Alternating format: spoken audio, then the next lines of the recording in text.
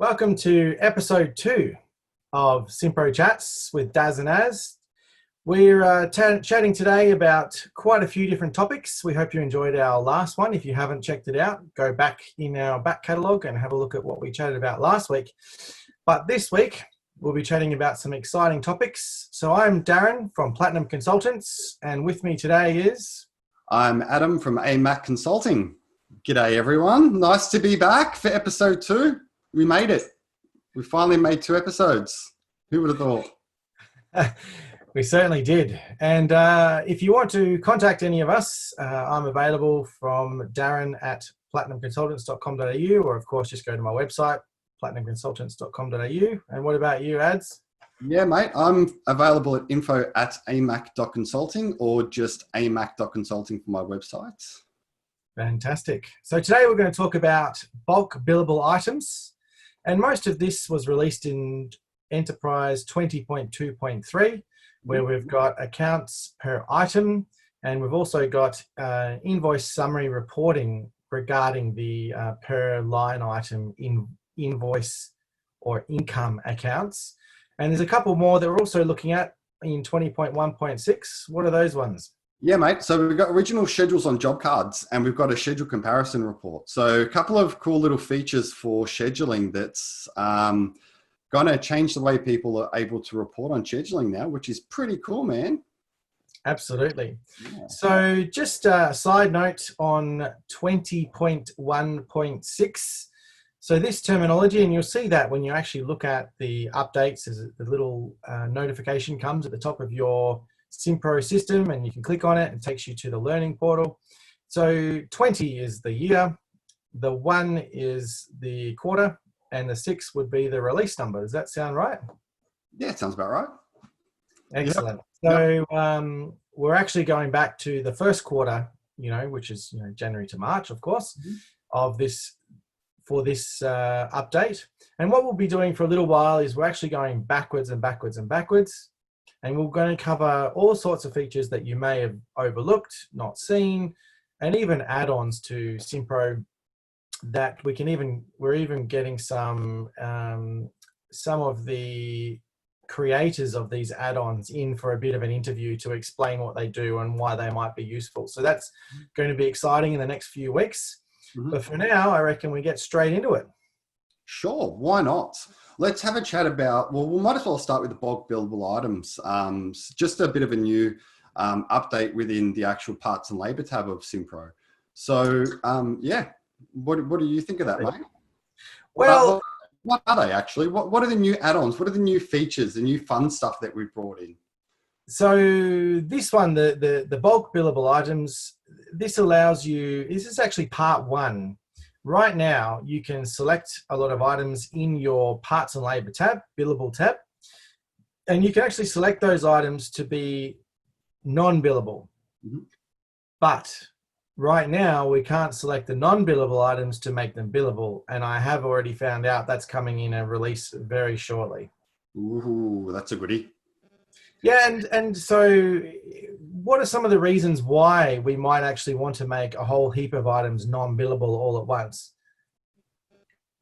Yeah, well, I mean, like you might, the way that simPRO works from an architecture perspective, if you've got stock assigned to it and it's a service job, then simPRO is just going to try and bill it. You can't remove it from the parts and labor tab if it is stock that's actually been assigned. So you may not want to actually pass on those costs to the customer. So you might want to just hide them off the invoice. So therefore, you probably want to make them non-billable to try and sneak them away from the Absolutely. And I've had quite a few customers that say, we have do and charge jobs where someone will actually go out and we don't know what they're going to do on site. The customer has complained about leaking this or broken that. We're not really sure what it is or what they're going to do to repair it. So, of course, it's a service job that's open.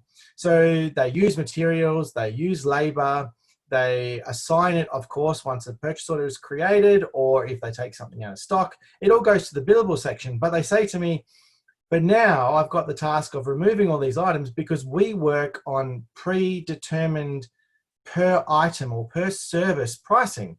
So we have to, one at a time, right-click, remove, make non-billable, make non-billable, make non-billable, all the way down. They could be 20 different items they used.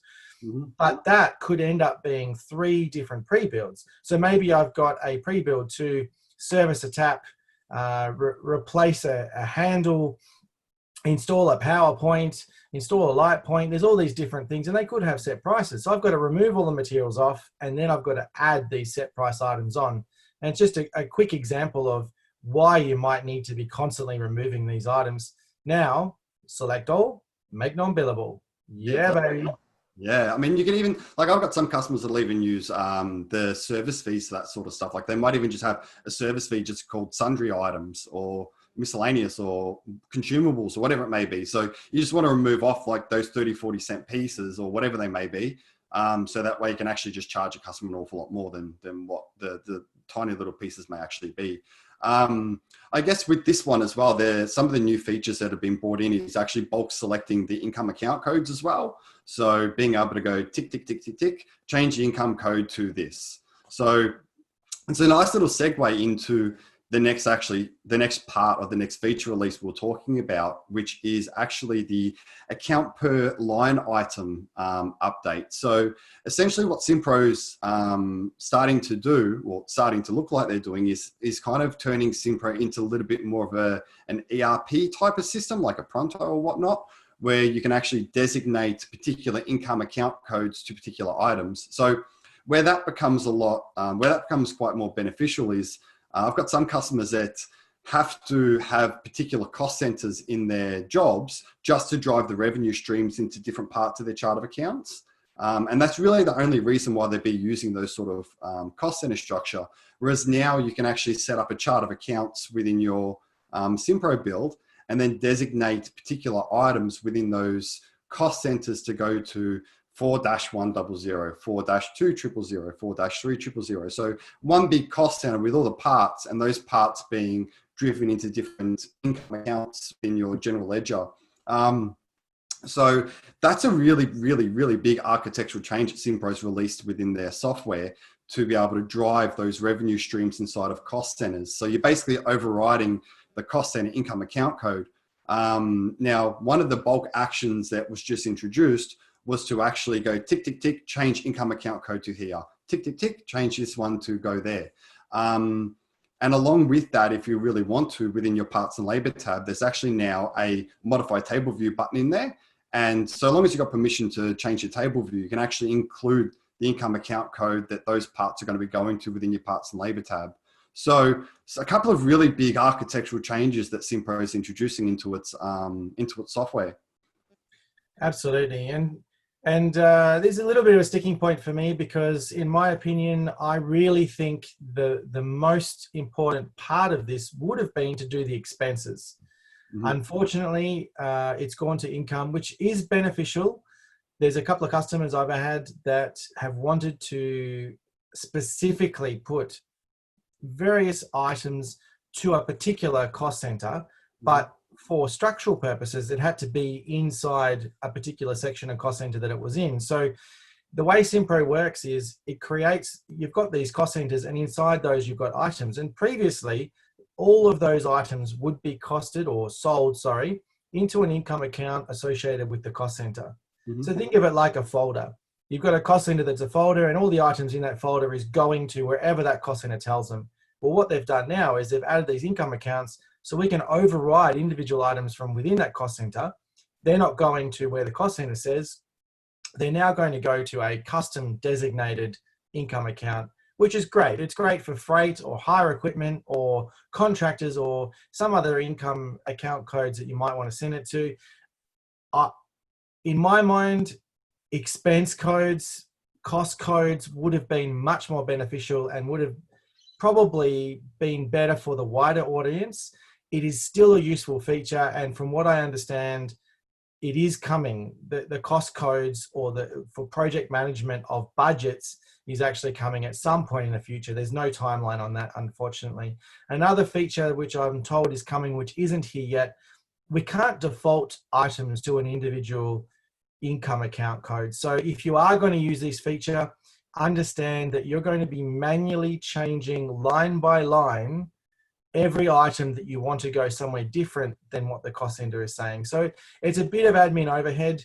it is something you'll have to think about before you introduce these item by item codes. I do think it will be a very useful feature. It just needs a little bit more refining. When they add expenses and they add per item defaults, that is going to be a game changer. And that's something I think that simPRO will be next level on projects once they do that. They're on the right track, just got to add a little bit more functionality to what's already there.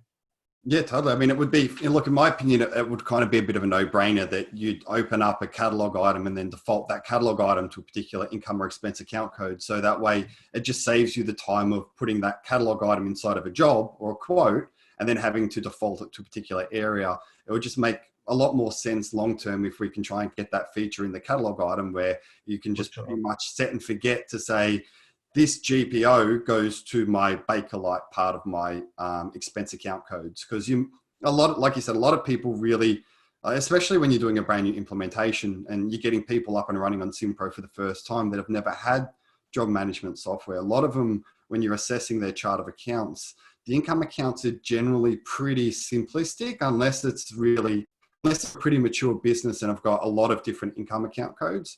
And then you tell them to simplify them, don't you?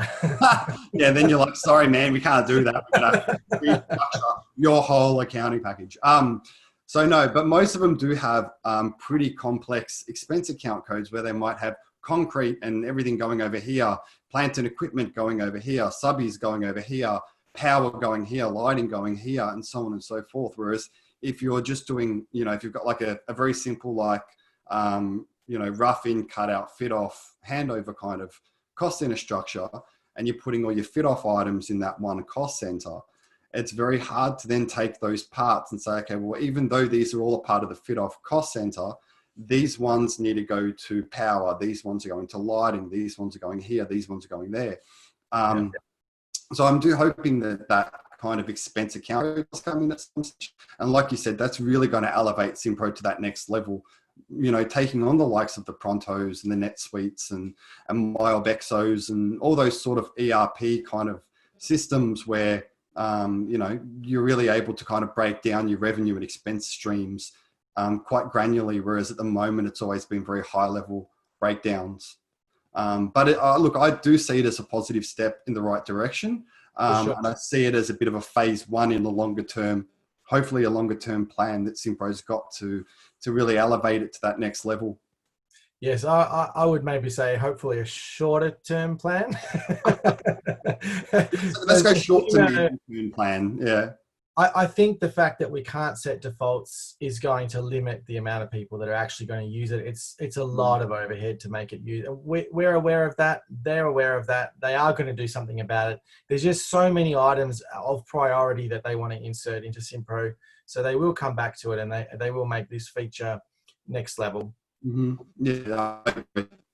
So let's say then that we are going to the trouble of amending the items income account so that we go to a job, we look at the items on there, maybe we want labor to go to a different income account, then we want materials or contractors or even plant and equipment to go to a different income account. We can separate all those from within one cost center. Even a service cost center can do that. Mm-hmm. So then we will need some kind of report really to show those. Great that we've split them out, but then what? Well, there's a couple of new reports that simPRO have actually implemented in Enterprise 20.2.3, along with the account per line item.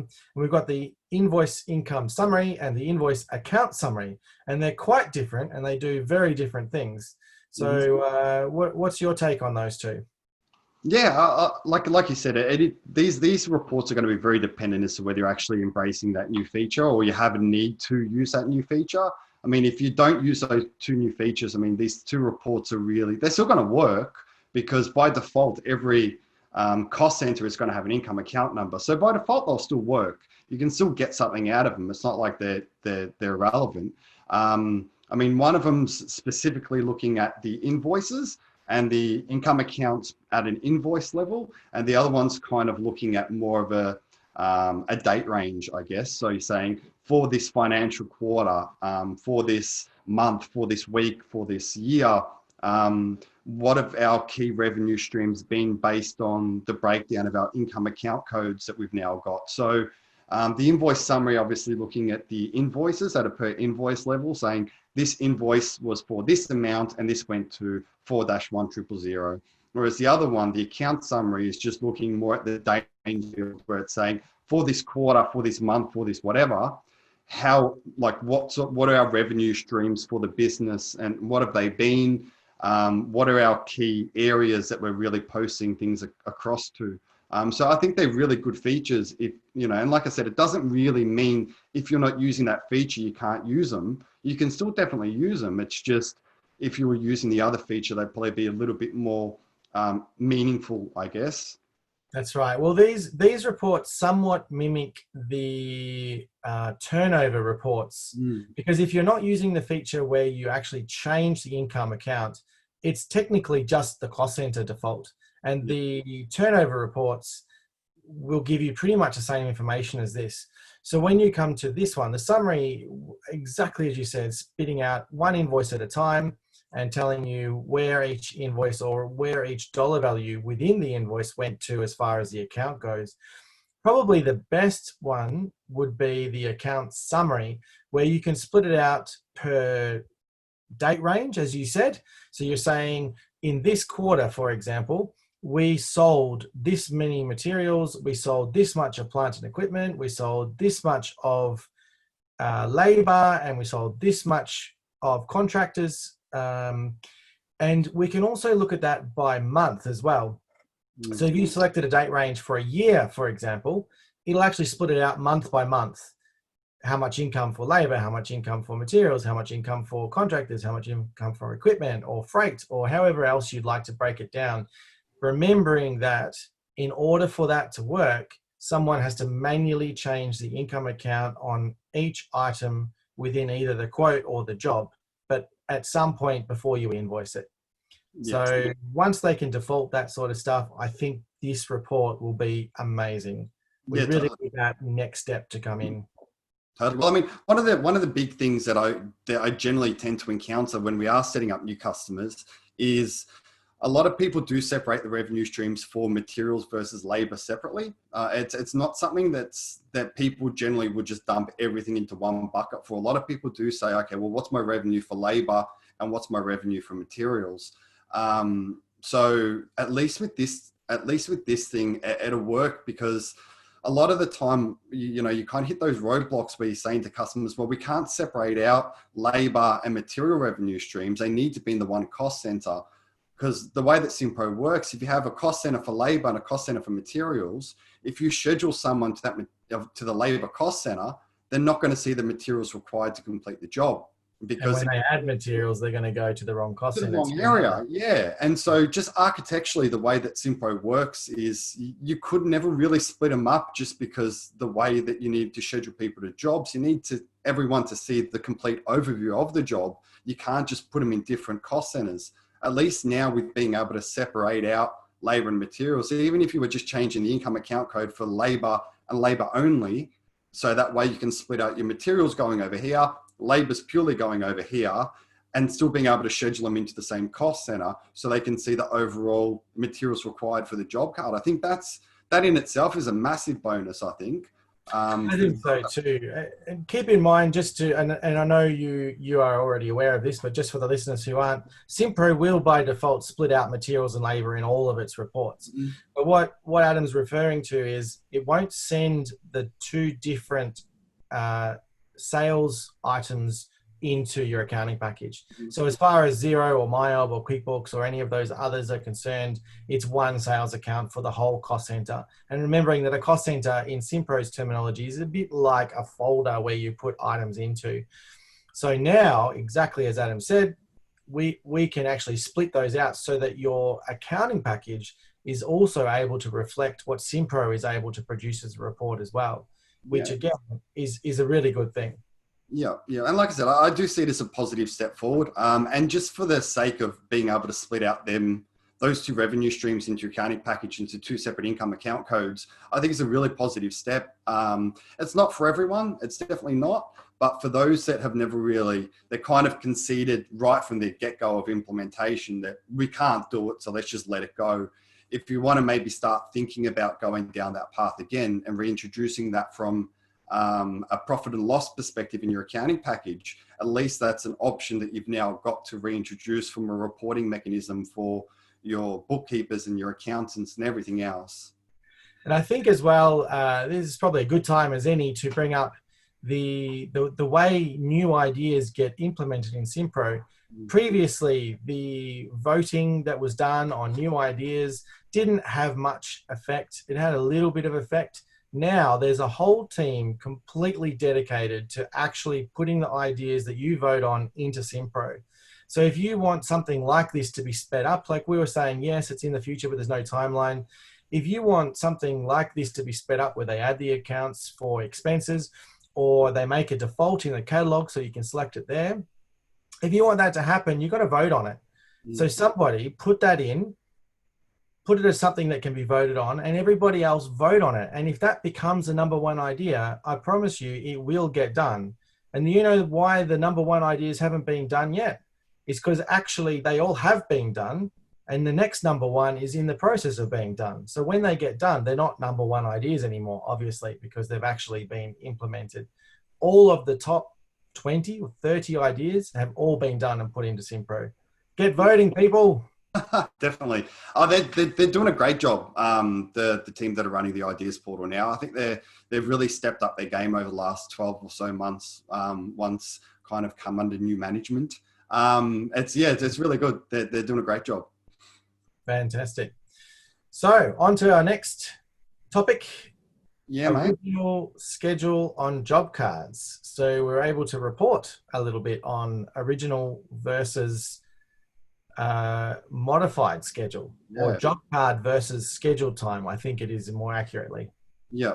No, this is great. I mean, this kind of then directly feeds into the schedule comparison report as well. They're kind of all interlinked with each other. So previously, as most people are probably well aware, what happened in simPRO is you put your schedule into simPRO. That was your schedule. You were scheduled 9 to 5. You then go out to site. You start work at 10 o'clock. You finish work at 3 o'clock. Then that schedule just gets overridden with your actual time blocks that you've submitted from the field once they were approved as a job card. And there was no way really retrospectively to look and say, well, what did we actually book versus what have we actually used? Like it just didn't exist. It was one and the same. Now what simPRO is doing is simPRO is now allowing you to actually look back and say, okay, well, what was the actual schedule and what is the actual time block submitted, which is awesome. It's a really cool new thing. So this one specifically, the original schedule on the job card. So as you're looking inside the job card, you can see, well, okay, they were booked at this time. They actually did work this time. Do I want to approve that job card or not? Like what actually happened? Did they forget to check in? Did they just check in late? Were they on site late? It gives the service coordinator, I guess, a bit more of an opportunity to really vet what the guys are sending back in the field. Yeah, absolutely. And there was a hint at some of that information being collected. We could go to the schedules and timesheets, which I call a report. And there was a tick box that said show schedules and show job card times. So the data was being collected. It was just really hard to find it, and it wasn't in places that were so useful. This now on the job cards will be fantastic. It's extremely useful to see what originally was scheduled, and now what did they actually do? Did they do it in less time or more time than what was scheduled? I think it's a great feature. Yeah, it's awesome. And that kind of directly feeds into the schedule comparison report. So that, again, that schedule comparison report is a brand new one they've released as a result of this update, I guess. So what you can now do is you can actually go into that report and you can have a look and run the report and see what was the estimated time versus the actual time for that specific job card.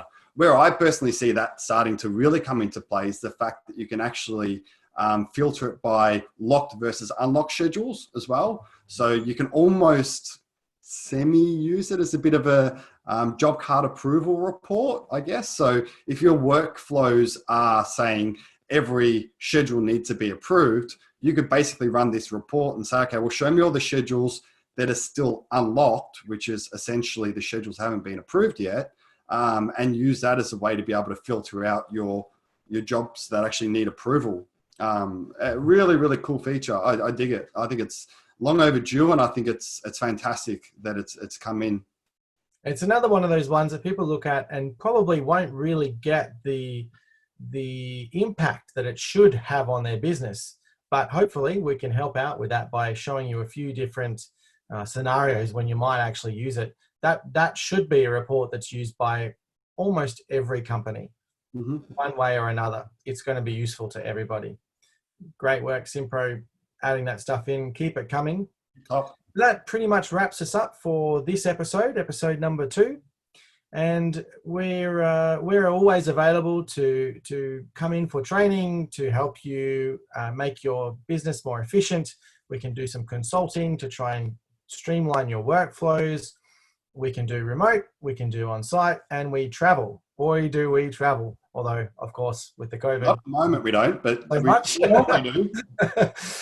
At the moment, it's I'm basically traveling from home to Zoom, and from Zoom to my lovely office. So I can be contacted, Darren at platinumconsultants.com.au, or hunt me down via the website, platinumconsultants.com.au, of course. And what about you, Adz? Yeah, definitely. So I'm available at amak.consulting from a website perspective, or just info@amak.consulting. And don't forget to send through your feedback to the simPRO chats at gmail.com, as well as leaving some comments and liking and subscribing and sharing and all the other fun little stuff that all the YouTube people tell you to do. We'll start telling you to do something similar. Any feedback that you've got for us, we'll try and take that on board. Any questions, any particular topics you want us to cover, we'll hopefully get to those in a future episode. And if we've helped you in any way, we'd love to hear about that as well. And maybe we can have you, your letter or your information to us about how we might have helped you published on the next episode.